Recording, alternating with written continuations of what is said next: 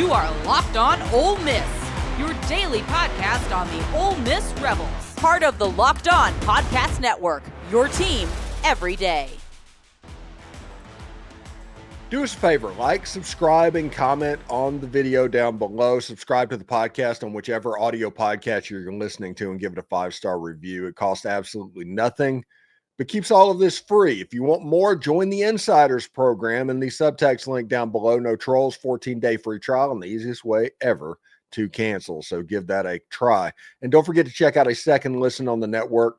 Nearly every team, college or pro, is ready for you. Really good stuff. Now, this is an interesting game, and I talked all week how this is a trap. And if you ever want to know the excitement around the football game from the fan base, just come in and check my views. They go up, they ebb and flow just like everything else, but they are a nice mirror of the fan base. And this is a game where it's a little bit depressed as far as the views being pushed down. Next week is the game in Georgia. The week after that's in Norman, Oklahoma. It's going to have a lot of views. It's going to be very exciting. But it isn't quite there for this one. So Ole Miss is going to be tasked with getting through this game. And it's not necessarily a bad thing. Heck, we're halfway through the season. I'm not going to ever be one to throw away a college football game as not important or anything like that.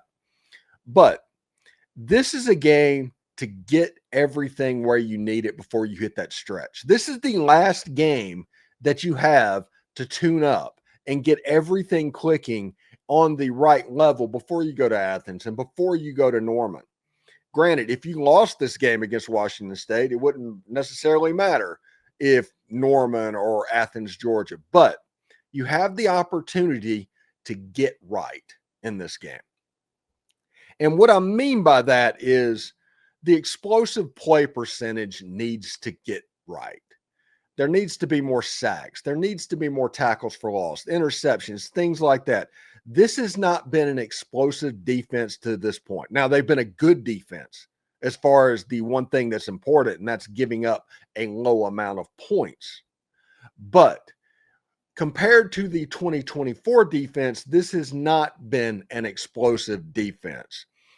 Looking at the stats through 5 games, Ole Miss has 5 sacks on the year. To put this in perspective, Ole Miss led the nation a year ago in sacks, getting somewhere around 55 or 60 sacks over the course of the season.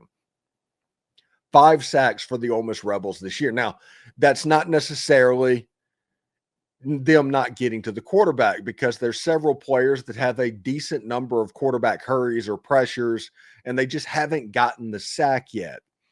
And with Garrett Nussmeier, there was a couple of times where they tackled him and he fell across the line of scrimmage where it would have been a sack behind, ended up landing for like a half-yard gain. But 5 sacks through 5 games, that's not quite right. TFLs, those numbers need to tick up as well. Jaden Yates, you start to see his numbers improve. Cam Franklin is living in the backfield right now, and Xavier Harris and Will Eccles, they're coming along very nicely as well. But tackles for loss needs to tick up as well. Through 5 games, they're averaging less than 4 tackles for loss per game. That's not going to cut the mustard after what we saw a year ago. Like I said, the scoring numbers isn't bad. If you look at the first half of the Arkansas game to where they just couldn't stop the Hogs, other than that, they've been pretty good. So the explosive plays are the only thing that I am looking for as far as an improvement metric of it. Because when you look at it, last year they gave up 30% on third down. The third down conversion percentage was 30%. This year it's 35%. So it's a little bit better. It's ticked up a little bit. But a 35% third down percentage, you're going to win more games than not. And that is also, again, with Arkansas completely taking apart the Ole Miss defense, especially in the first half. They were converting third down after third down after third down. That percentage is up because of that game. It's going to be very interesting to see exactly how it plays out. This Ole Miss defense is really good. And I said before the season that this Ole Miss team is going to go as far as the front 7 will take them. And as they're getting better over the course of the season, and they are genuinely getting better, it gives you hope going into those road environments, because it's nice that you're getting 5 games out of 6 at home. That's good to get the feel goods up. If Ole Miss is 6-0 going to Athens, Georgia, everybody has all the vibes of being positive in the world. But the signs, the explosive plays.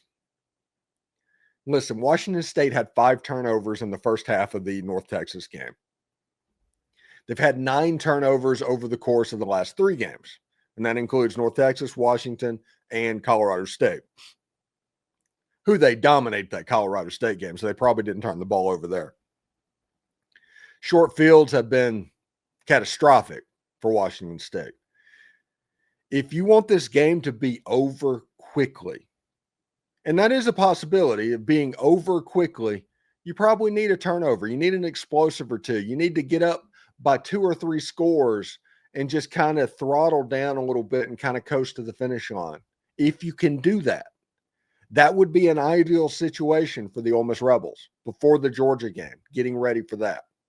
Also, if you could possibly get Austin Simmons decent amount of reps in this game, that's a positive as well.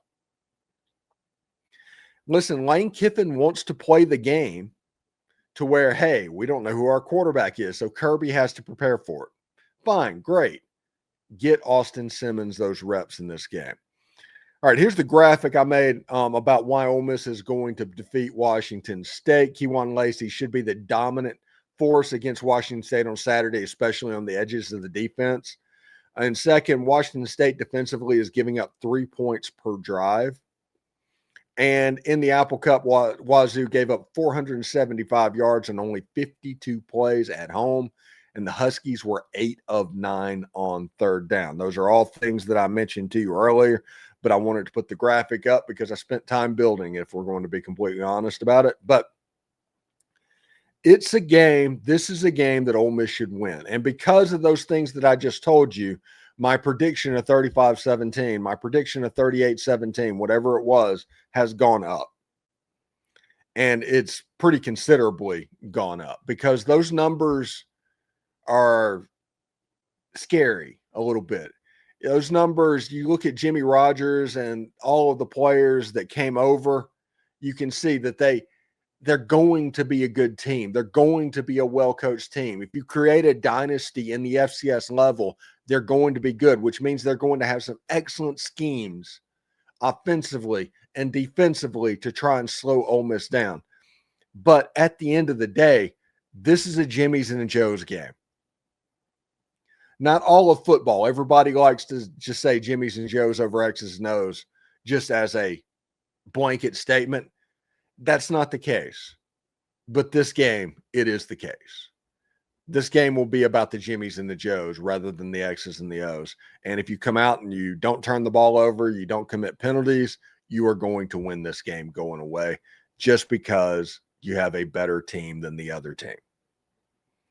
That is the way it works. So we'll see how it happens. All right, in our final segment, it's time for our final thoughts on this game, our little picks on the game and props for this weekend matchup. We'll break down where Ole Miss stands heading into kickoff and what to expect schematically from both sides, how matchups might dictate the pace. Then we'll hit the FanDuel lines, our best bets, and a few player props to keep an eye on, including which Rebel could have the biggest impact on this Saturday. All of that and more coming up next.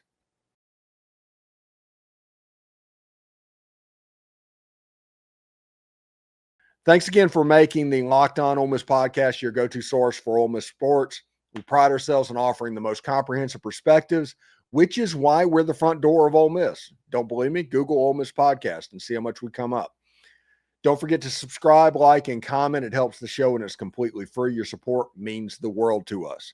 And another big moment for Locked On, college football fans. Locked On and Fire TV are presenting College Football Kickoff, your ultimate college football weekly preview.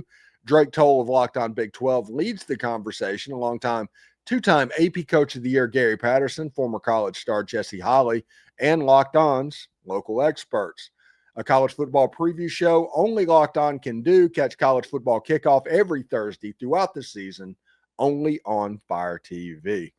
Hotty toddy, everyone. And remember, analytics is just the old English word that means bad football. We'll see you tomorrow.